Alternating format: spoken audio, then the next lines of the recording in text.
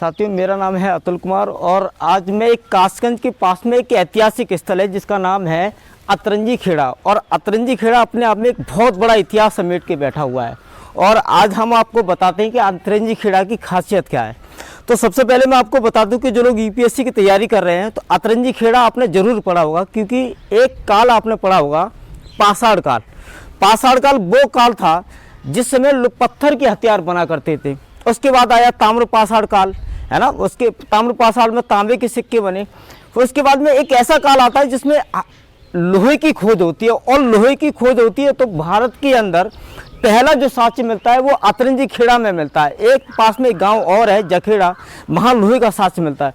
तो अभी हम चलते हैं अतरंजी खेड़ा। वो पावन जगह है जहाँ कभी तथागत बुद्ध के चरण पड़े थे और उनके जीवन का सबसे कठिन वर्षावास जो बोलते हैं 12वां वर्षावास, तो इसी जगह 12वां वर्षावास भी हुआ था।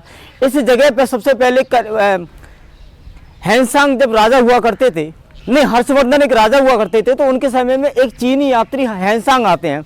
वो अपनी किताबों में हैंसांग के बारे में, हैंसांग इसके बारे में चर्चा करते हैं। इसी के बारे में फिर ब्रिटिश सरकार जब आती है, ब्रिटिश सरकार में एक व्यक्ति होते हैं अलेक्जेंडर कनिंघम महोदय, वो पुरातत्ववेत्ता होते हैं। इस जगह को उन्होंने संज्ञान में लेके इसकी खुदाई चालू करती है। तब पता चलता है कि बौद्धों का एक बहुत बड़ा तीर्थ स्थल जिसको अतरंजी खेड़ा बोला जाता है। तो वो अतरंजी खेड़ा मैं यहाँ पे आया हूँ। कासगंज से महज लगभग 20 किलोमीटर की दूरी पे है और एटा से लगभग ये 15 किलोमीटर की दूरी पे है। तो अंदर चलते हैं, एक बार देखते हैं इसके बारे में। और भंते जी जो हमारे साथ में है, पूज्य भंते जी प्रज्ञा सागर जी प्रज्ञाशील भंते जी, तो वो हमारे साथ में है। और भंते जी से हम यहाँ के इतिहास के बारे में भी जानेंगे और इसकी देख रेख के लिए भंते जी यहाँ पे हमेशा रहते ही हैं। तो आप यहाँ पे देखेंगे कि यहाँ की खुदाई में जो भी साक्ष्य निकले हुए हैं, और पास में एक राजा बेरंजा का एक यहाँ पे खेड़ा भी है, बहुत अच्छा है, देखने लायक है। पर्यटन के स्थल से पुरातत्व विभाग ने इसकी बाउंड्री करा दी है और बैठने के लिए एक उचित स्थान भी बना दिया है। तो अंदर चलते हैं, अंदर देखते हैं, आओ मेरे साथ।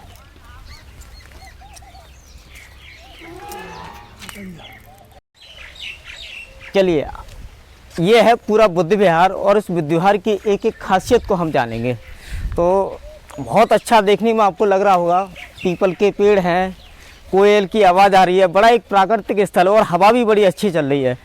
तो अंदर आके देखते हैं।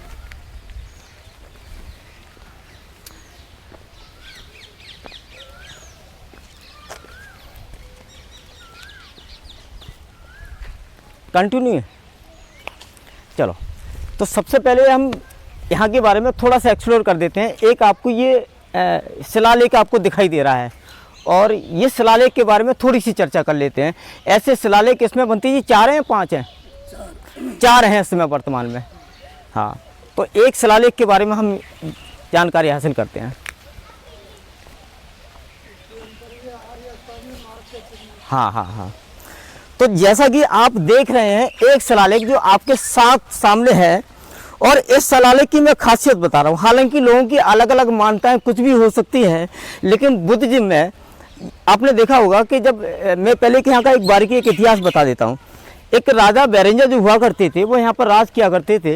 एक समय बुद्ध जो थे वो सूरसेन नगर मथुरा जा रहे थे, तो वहाँ पे भगवान बुद्ध को वो इन्वाइट करते हैं अपने इस क्षेत्र में लाने के लिए। तो यहाँ पे बुद्ध आते हैं, और जब बुद्ध आते हैं उस समय यहाँ पर बड़ा भीषण अकाल पड़ा हुआ था राजा के दरबार में। यहाँ पे आसपास के पूरे राज्य में बड़ा भीषण अकाल पड़ा था। तो राजा क्या होते हैं ना कि बुद्ध पे ध्यान ही नहीं दे पाते। और जिस समय आप यहाँ खड़े हैं, ये कभी घोड़ों का यहाँ पे एक स्थान हुआ करता था जहाँ कभी घोड़े रहा करते थे। तो उस समय बुद्ध जो होते हैं वो अपना 4 महीने का जो समय था वर्षावास का, उस समय बारिश का समय था, तो बुद्ध के जीवन में ये वर्षावास चलता है। तो वर्षावास में क्या होता है ना कि बौद्ध जो भिक्षु होते हैं वो कहीं निकलते नहीं हैं, ताकि कोई कीटाणु उनके पैरों में नीचे ना जाए, कोई मर ना जाए, कोई हिंसा ना हो जाए। तो जब बुद्ध यहाँ पर आते हैं तो अपना जीवन बसर जो है वो बड़े कठिन रूप से करते हैं, क्योंकि यहाँ घोड़ों की जब बटालियन हुआ करती थी, तो जितना भी धान हुआ करता था, तो धान को कूट के जो चावल निकलता था उसे खा के अपना जीवन व्यतीत करते हैं। तो ऐसा माना जाता है कि उनके जीवन का सबसे कठिन वर्षावास, 12वां वर्षावास, वो यहीं पे हुआ था। अब जब वर्षावास हुआ, यहाँ पे बुद्ध आए, और आपको पता होगा कि जहाँ जहाँ बुद्ध गए हैं, ऐसी लगभग 84,000 जगह जब सम्राट अशोक का एक काल आता है, मौर्य काल आता है, तो तो मौर्य काल में सम्राट जो अशोक होते हैं वो 84,000 जगह बुद्ध स्तूप बनवाते हैं, जहाँ जहाँ बुद्ध के चरण पड़े। तो सम्राट अशोक के द्वारा बनाया गया ये एक पर्यटन स्थल, एक बुद्ध विहार हुआ करता था, जिसमें बाद में पुष्यमित्र शुंग के काल में इसको खंडित कर दिया गया। तो आप अगर इसको देखोगे तो बुद्ध ने एक अष्टांग मार्ग दिए। अष्टांग मार्ग के रूप में आप अगर इनको गिनोगे इन शिलाओं को तो ये 8 निकलेंगे, और इसकी ऊंचाई भी बहुत ज़्यादा हुआ करती थी। जो आज आपको ये दबा हुआ महसूस कर रहे हैं, ये बड़ा ऊंचा हुआ करता था, लेकिन आज ये बड़ा नीचा हो गया। तो बुद्ध से जुड़ा हुआ है ये स्तूप। और आपको पता भी होगा कि सम्राट अशोक जो ऐसे राजा थे जिन्होंने अपने शिलालेख के माध्यम से पूरी भारत की जनता को संबोधित किया। तो वही एक शिलालेख ये है, और ऐसे शिलालेख और भी हैं इस पूरे परिसर में। 4 शिलालेख ऐसे माने जाते हैं। तो आगे चल के एक एक करके और देखते हैं। तो अब मेरे साथ अंदर चलिए। जैसा कि मैंने आपको बताया था कि जब यहाँ बुद्ध आते हैं और बुद्ध के जीवन का सबसे कठिन वर्षावास इसी जगह होता है, तो उस कठिन वर्षावास में होता क्या है कि बुद्ध यहाँ पे लोगों को शिक्षाएं देते हैं। जब यहाँ रहेंगे तो यहाँ के जो आसपास के लोग आ जाते हैं तो उनको शिक्षाएं देते हैं, और उनकी जीवन की सबसे एक अनमोल शिक्षा, जिसको हम कहेंगे कि पति पत्नी के संबंध कैसे होने चाहिए, तो ये वाली जो शिक्षा है ना, वो बुद्ध यहीं पर देते हैं। आप उनकी बहुत सारी जातक कथाओं में पढ़ेंगे, या फिर सुत्त पिटक विनय पिटक में भी ये सारी चीज़ें मिल जाती हैं।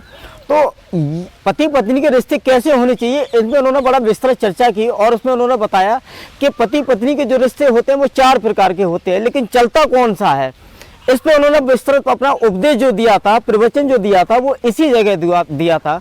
तो बुद्ध बताते हैं कि यदि पत्नी खराब है और पति अच्छा है तो वो रिश्ता, वो घर है, वो कभी कामयाब नहीं हो सकता। और अगर पति खराब है, पत्नी अच्छी है, तब भी वो घर नहीं चलने वाला होता है। अगर पति पत्नी दोनों ही खराब हैं, तब भी वो परिवार जो है वो विनाश की ओर चला जाता है। तो परिवार अच्छे करने के लिए क्या होना चाहिए कि पति और पत्नी जब दोनों अच्छे होते हैं, है ना, दोनों में सामंजस्य होता है, तब परिवार बहुत अच्छा चलता है। तो ये पारिवारिक दाम्पत्य जीवन की बहुत ही महत्वपूर्ण जो प्रवचन था बुद्ध के जीवन में, वो बुद्ध ने इसी जगह दिया था।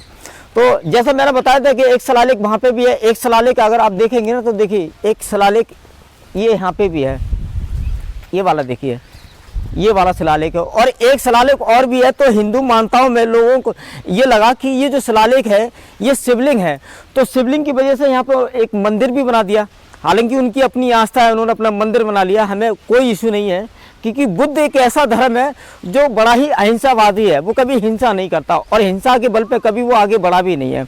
दुनिया में दूसरा सबसे बड़ा धर्म के रूप में इस समय उभर के आ रहा है बुद्ध धर्म। आप देखेंगे पूरा एशिया ही बुद्धिज्म है।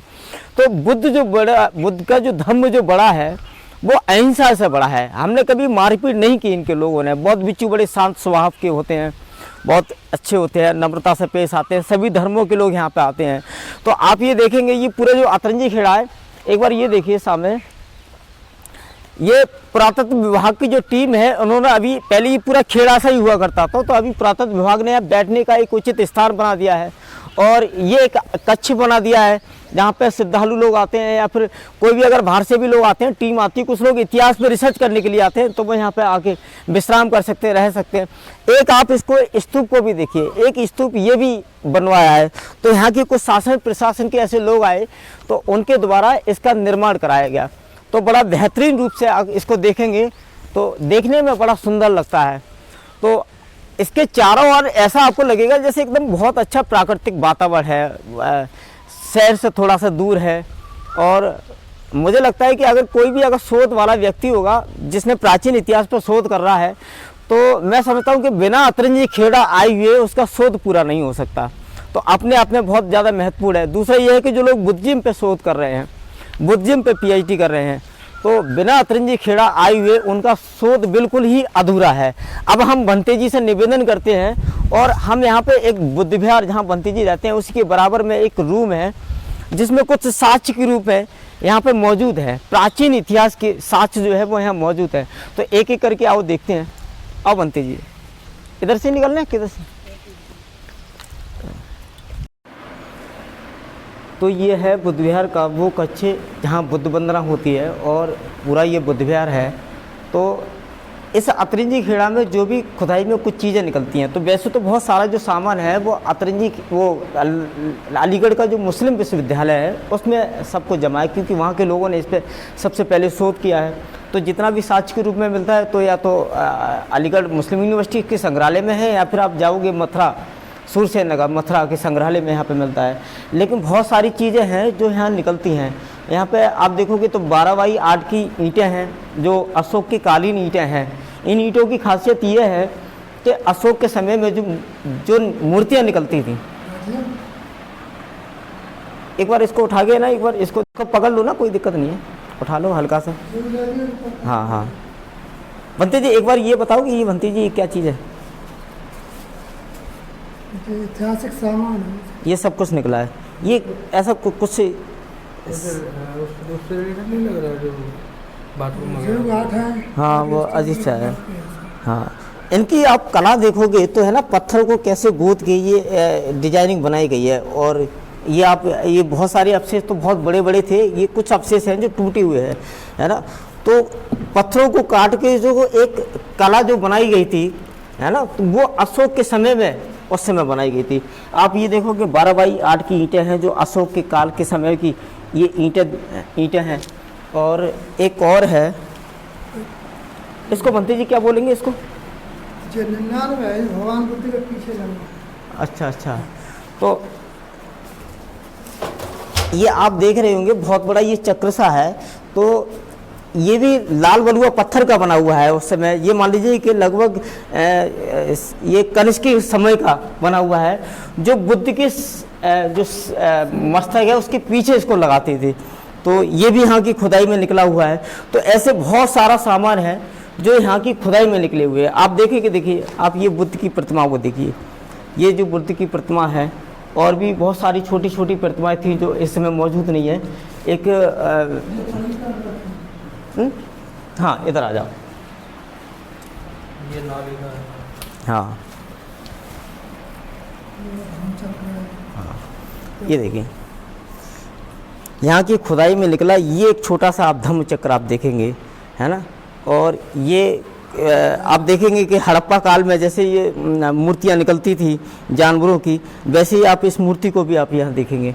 और देखिए ये बुद्ध का ये सिर है, ये सिर है, क्योंकि इनके काल बहुत लंबे हुआ करते थे, लेकिन ये खंडित हो गया है, जो इसी की खुदाई में बहुत सारे अवशेष हैं। आप ये मूर्तियाँ देखेंगे तो ऐसे बहुत सारे अवशेष के रूप में यहाँ निकलते हैं जो इस समय खंडित हो गए हैं। ये देखिए, तो ये बहुत सारे अवशेष हैं जो यहाँ मिलते हैं।